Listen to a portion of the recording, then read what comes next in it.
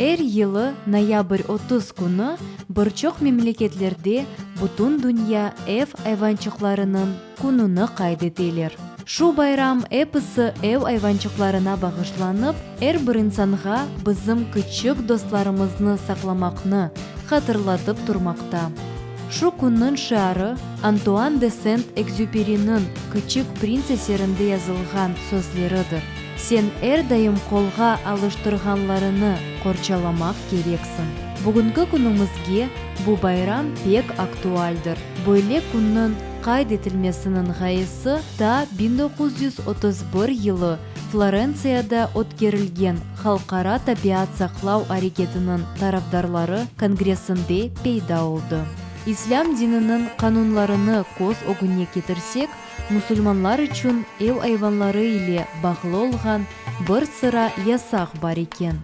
Ләкин білгеніміз кібі, мұшық бұ жәмеге кіріп олған екене айванчықтыр. Не үшін десек, чүнки ислам динінің тарихы мұшықлармен бағлы идеялерні сақлап келмекте. Мұхаммед пейғамберіміз ақында да мұны бөйле мерақлы эфсанелер бар екен. Мұхаммед пейғамберіміздің Муиззе лағабы иле мұшығы олған екен.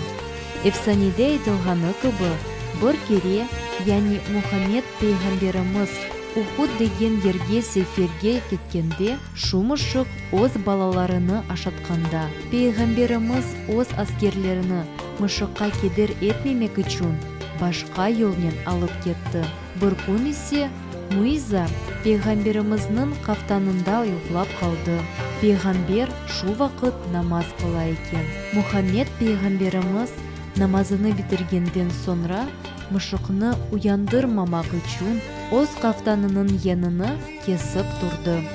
Мұшық уянғандан соң пейғамберімізге бөле мераметлі әрекеті үшін теменна етті.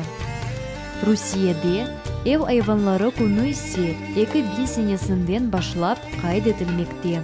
Бүгінгі күн бізім қолға алыштырылған күчік достарымызға да дықатлы жа олмақ. Оларны сезмек керек олғаныны қатырлата.